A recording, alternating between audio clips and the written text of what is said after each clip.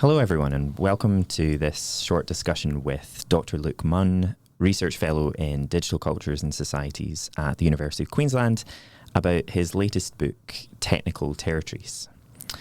Technical Territories was released in July 2023, published by the University of Michigan Press. My name's Andrew Dougal. I'm one of Luke's colleagues here at UQ. I've recently read and very much enjoyed the book, and it's a thrill to be here talking to Luke about it. Luke, thanks for joining me. Yeah, it's great to be here. Luke, the book is fantastic. I've read it keenly as an international relations scholar and gained some terrific insights from it.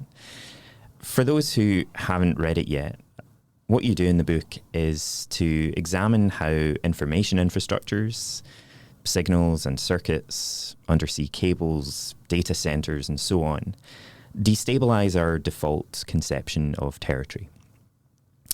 As you explain, territory we often assume to be something that's bounded, contained, and tidily packaged, often under the authority of a singular state actor. What you show is that this neat conception of territory, if it ever existed, is being shot through. You point instead to what the title of the book calls technical territories. These are new configurations of power, which are in large part material, but underpinned by lucid social imaginaries. And these configurations do really important political work. They open up new spaces of geopolitics. They touch down, as you say, at the level of individuals. And in both settings, they extend the agency of some while constraining that of others. So I wonder, to begin with, if you could tell us a little bit about intellectually where this book came from and why it felt important to you to write an argument about infrastructure and territory. Yeah, sure. I mean, this book really comes out of a Australian Research Council project where we looked at essentially these three data hubs, right? So Sydney, Singapore, and Hong Kong. And, you know, these data hubs being these kind of data centers, but also the sort of cables that surround them, and the kind of intense sort of data flows that go in and out of them.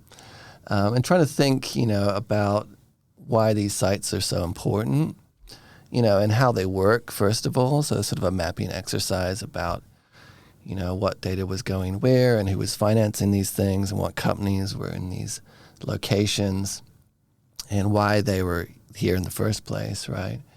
And so we looked at these three sites, but I think the key thing, for the professors I was working under and, is that these sites were not just technical, of course, but also political and even geopolitical in a really important way. And so a lot of the work that we're doing, even though we're looking at sort of these technical latency and data cables and clients and these co-location facilities, we keep trying to come back to the political, right? And thinking about what does this mean for the subjects? What does this mean for these kinds of spaces? What does this mean for the sort of power relations in these sites and also sort of extending beyond these sites, right? And so really looking at, power and politics in these spaces. And so I worked for sort of 18 months or so, pretty intensively examining these three locations, but quickly became apparent that, you can't just stay in Singapore or stay in Hong Kong. You follow the thing and it stretches way out into what I call infrastructural Asia, and in the end, the book, I think, ends up in Africa at one point, right? When we follow in sort of Huawei cables and infrastructure projects. So that was the sort of, I guess, initial impetus for the book. And I think the sort of wrapping it all together and this idea, this core concept of technical territories is one way to sort of bring all these kind of messy infrastructures, power, politics, and spaces together. Yeah, terrific. And something that really jumped out to me from the introduction is the way that you talk about the book really attempting to make an intervention that's about mediatizing political theories of territory, but also politicizing infrastructure studies. And this comes through really strongly in the book. I'm going to ask you in more detail about this idea of technical territories in a minute. But first, I wondered if you could sketch in a bit more detail for us what some of these information infrastructures are. Where are they? What are these objects? There's one particularly striking example in the book of the TKO industrial estate in Hong Kong, where many of the layers that you describe come together. Yeah.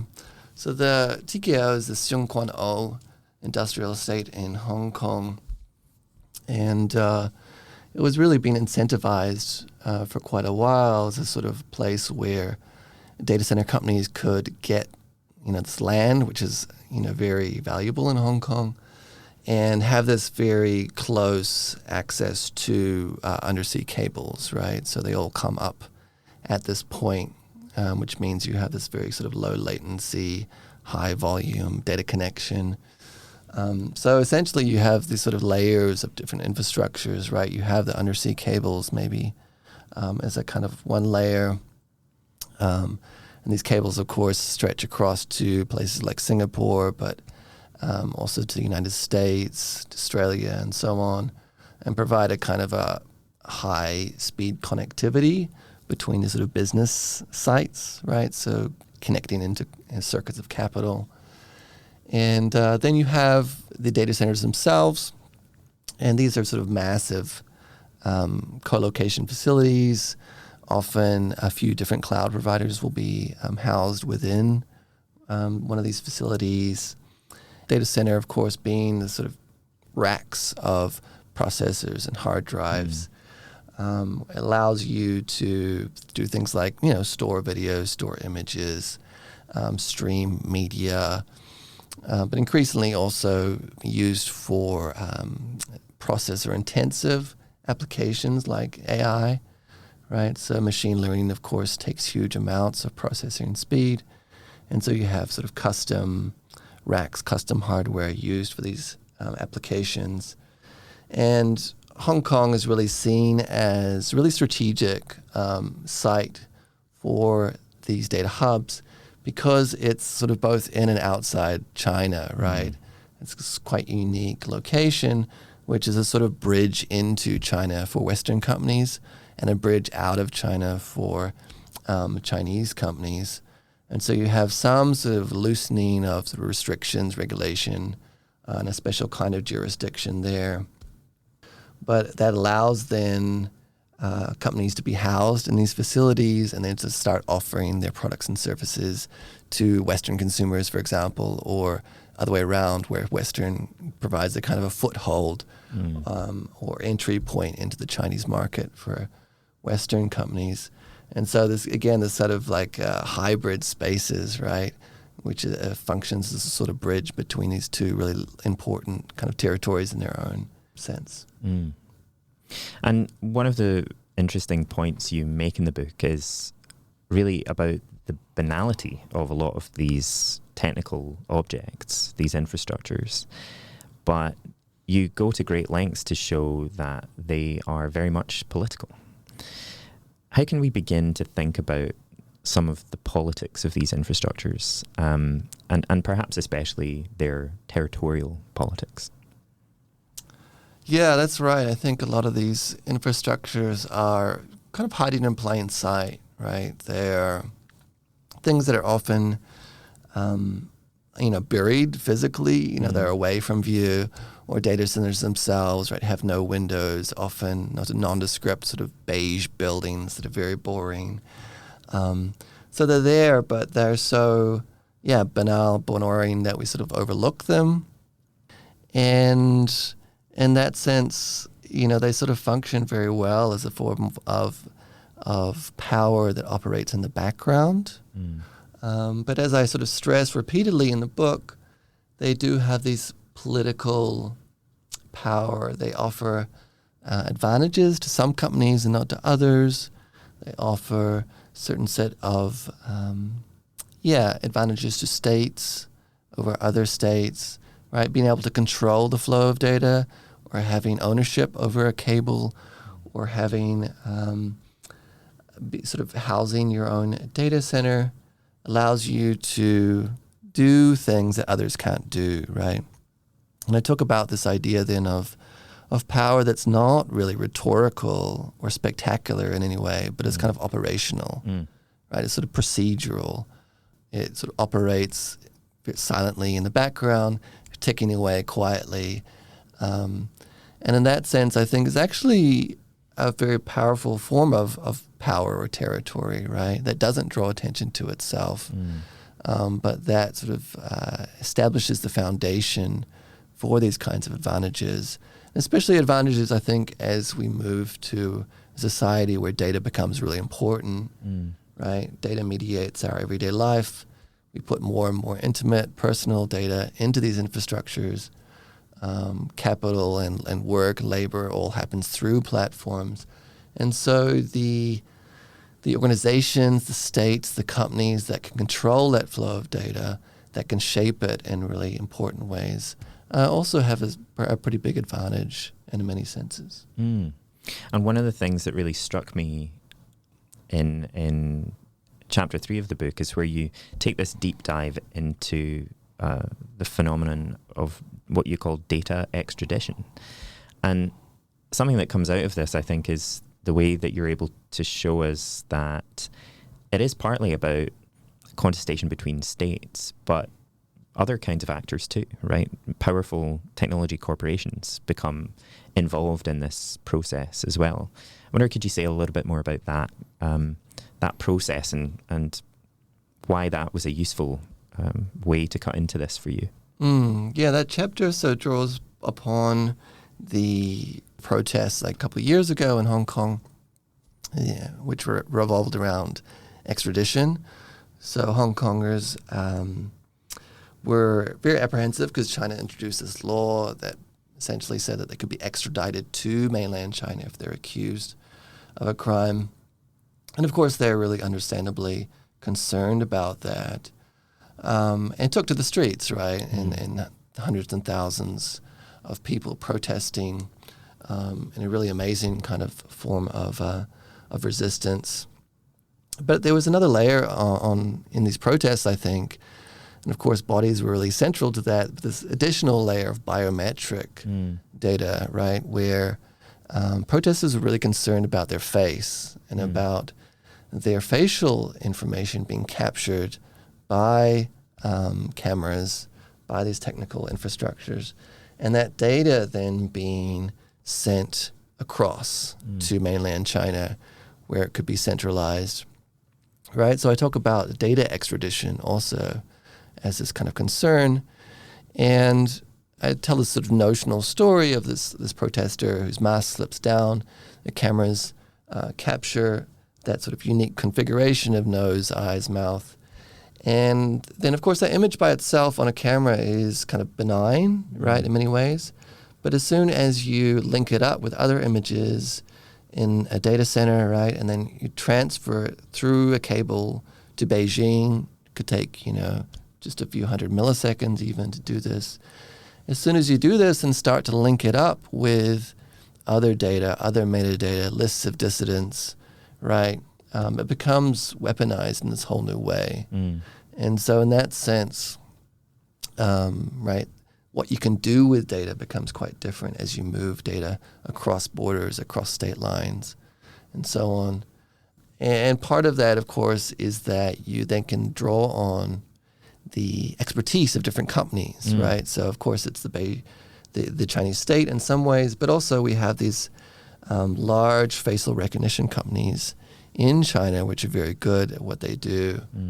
And so you can draw on these sort of set of new affordances that you could in Beijing, right, that you couldn't in Hong Kong. And Hong Kong police, are complaining about the fact that their computer systems are so outdated, right, that they can't really do the kinds of work that they need to. So the whole point here is that moving data around lets you do new things with it, and that you sort of unlock these new capacities. And so, you have this kind of messy mixture of public-private actors that work in tandem, right, to do to do things that the state might need to do or want to do. Mm. And listeners, I think, will be interested to know a bit about the process of research undertaken for the book. So you take us across a number of different sites in Asia, channeling deep inside different infrastructures. Tell us a bit about how you went about getting to grips with these sites empirically. Yeah, so most of the work is really desk research in a way, due to kind of travel restrictions, etc. Right. But a lot of it is drawing on actually different kinds of material actually than the kind of traditional scholarly stuff, right? So instead of reading a bunch of scholarly articles, of course I did that as well, but a lot of it's drawing on this kind of gray literature. So things like industry reports, or when a cable provider wants to do set up a new cable, they have to do an environmental consent, right? So you get like a 40-page report in detail about where this thing's going, what's going to flow through it, how's it going to affect the environment around it. You've got these sort of industry portals like Data Center Frontiers and other sites, which are kind of designed for engineers, computer scientists, and data center sort of system analysis and so on. And these provide kind of reports about new data centers springing up and where they're going, what the industry's doing, what the big shifts are. So a lot of this gray literature, which is really designed or really has this assumption of being apolitical, right? Providers talk about being carrier neutral and about the fact that, any clients can be housed there, of course, and a lot of it's focused on keywords like efficiency and productivity and so on. So you sort of have to critically read this material, but it's a really fascinating insight into kind of operational aspects of these infrastructures.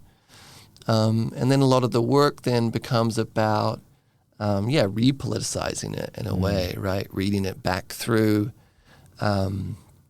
SDS scholars and media studies scholars, critical infrastructure scholars, and so on, to think about things like community and race and the environment and politics, geopolitics, and so on.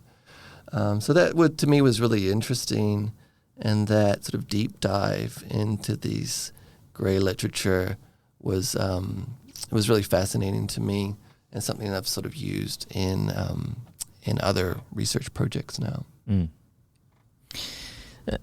Turning to think more conceptually about the argument you make in the book about the territoriality of infrastructure, you suggest many existing framings of territory end up collapsing in on sort of an inside-outside distinction, right? Either focusing on the groundedness or the placelessness of digital networks.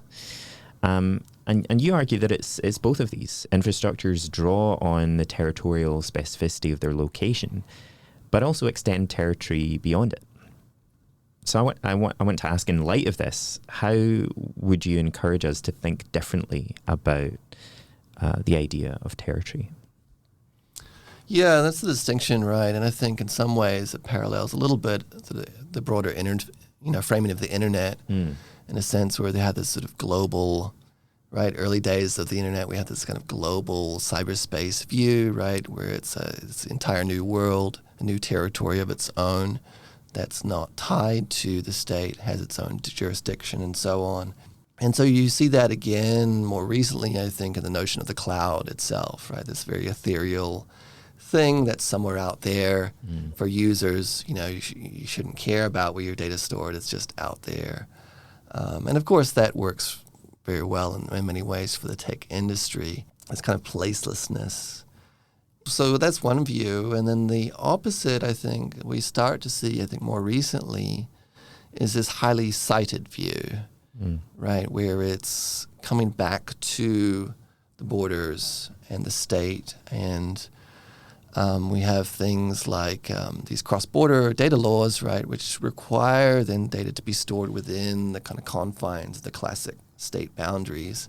So you even have someone like Amazon building these new Amazon Web Services, which are touted as being on U.S. soil, run by U.S. citizens even, as a way for the U.S. government to then store their data and ensure that it stays within these kind of tightly bounded confines of the state, right? And so you have these two views, which are taken up by other theorists as well, I think. And I suggest, I guess, that it's a both and in a sense. And that these territories really, they create these very strange formations in many ways that extend away from the state boundaries, but also rely very much on the state as an entity, on the sort of legal frameworks that the state can provide, on the jurisdictional kind of affordances, right? And this is why we get things like Huawei infrastructure showing up in Africa or Singapore, you know, relying really heavily on its fact that to punch above its weight, it's this tiny nation state, but it's this sort of hub of connectivity that extends way out from its sort of soil borders, right, in order to provide a hub for financial transactions, for data transactions, communication, and so on. And so, yeah, we have this sort of both and that I really want to stress in the book, which talks about the fact that the state's not dead, right? Technologies didn't kill it off, of course, and we don't have this sort of, everywhere infrastructure that's global. Often, actually, these infrastructures follow colonial lines, for example, or lines of like heavy capital communications infrastructure. So this is why we get like New York, London, cable connections, for example, right? So they're not everywhere all at once, but they're also not, just tightly bounded within the state boundaries. And this is why we get these strange territorial formations that I find really interesting. So my final question really, and this is the one that kind of fascinates me as an international relations scholar, someone with a politics background, is this question of who benefits, what or whose interests does this infrastructural mode of power that you trace serve? And of course, that may not be an uncomplicated question. And then I'm also interested in what you see as spaces where pushback or contestation is possible. Yeah, the question of who benefits is complicated, right? Because in some of these circumstances, we see, for example, consortiums that come together, public-private consortiums of the state and then national telcos, for example, or even competitors, right? Tech company competitors coming together to fund the cable. It's not this clean thing, right, where someone necessarily owns entirely the means of transmission, production, and so on. But you can see, I think, especially if we take a long view and think about the sort of digitalization of society, right, we can see how these start to establish the foundations for these new technical territories, the foundations for new kinds of power, where you get to be able to control that data, you get a certain advantages over rivals. Standardization is also part of this, right? So if you can get out in front of other companies or other states and say, this is how it's going to work, these are the kind of parameters that this infrastructure is going to take, these things are going to run according to our values and our visions and not according to those of rivals, right? This is also part of it. And this is why, for example, Huawei has sent a lot of delegates to standardization meetings, right, to really set the standards for what these things like 5G will take, right?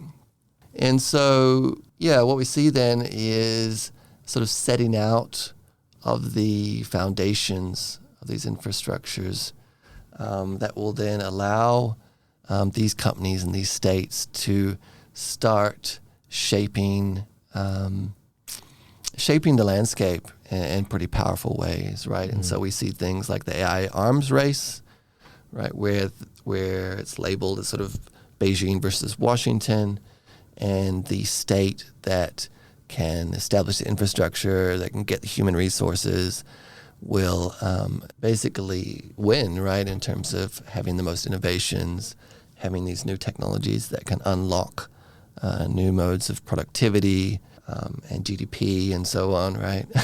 And so in that sense, we see in very clear ways how technical infrastructures become geopolitical in setting the foundations for these territories.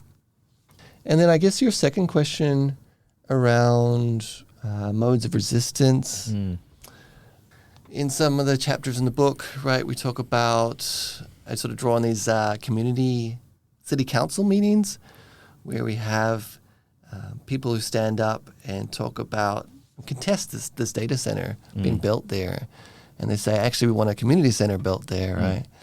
And so talk about the fact that, the data center, it takes land, and it's always a double move where if you build something, it means that something else doesn't get built there, right? And so data centers, data infrastructures, they take resources, they take capital, they take, even shape, I think, the state's vision of what should be in a place and what the nation should be like, right? And in that sense, it's a sort of a parallel move, right? Where we're sort of moving towards this kind of future and away from a future which might be more communal, might be more environmental, right? We see in the U.S. how data centers are now drawing on millions of gallons of water per day, and that water doesn't go to communities who need to drink, right, and use water for their daily lives. And especially in the Southwest, and as climate change takes hold, we see how this resource extraction kind of model, right, of capitalism really affects communities, affects lives and livelihoods in really powerful ways. And so it is, it's a site, it's a moment that needs to be contested. In a smaller recent book called Countering the Cloud, I talk about communities who have contested this. Tehiku Media, for example, in Aotearoa, has started developing its own language models, right? It's saying that actually we want to be able to control our own data. We don't want big Silicon Valley companies to simply harvest it all to charge us for our own language, right? So sort of establishing its own technical infrastructure and then allowing community members, right, to do things like translate then Te Reo Maori. I think it's a small, gesture in some ways, but is really inspiring in others. Data for Black Lives, for example, is another kind of community which talks about AI, machine learning, importance of data, and really I think interjects new values into the conversation. Like I said, so much of this material is just hyper focused on efficiency, productivity, GDP, right, revenue, growth, and so on. And so even by having a conversation, a forum where you're introducing new values like solidarity, right, like race, putting race into this very raceless industry in a sense, talking about what's in it for us, for our community, and not just for big corporates. Talking about what it means for the earth, and how we might care for our environment and nurture the earth in ways, especially as climate change takes hold, right? These are all kind of nascent conversations, but really important ones, and ones that I think really need to be amplified, right? These voices, so that it's not just this single track future, right, offered by big tech companies, but a sort of plural futures for communities that are particularly marginalized, for global South communities, for communities that can take hold then of their own infrastructures, and those infrastructures can work for them And really think about designing new infrastructures that might support, more communal, sustainable forms of life. And this is really where I end up in the final chapter, thinking about counter infrastructures and ways of unmaking the infrastructures that we have and finding sort of hope in the cracks and moving towards forms of this communal, sustainable kinds of territories. Luke, thanks so much for taking the time to share your research from this book. The title again is Technical Territories, Data, Subjects and Spaces in Infrastructural Asia. It's a terrific read, full of big ideas, and I really encourage people to go out and get a copy. Yeah, thanks so much for generous questions and time.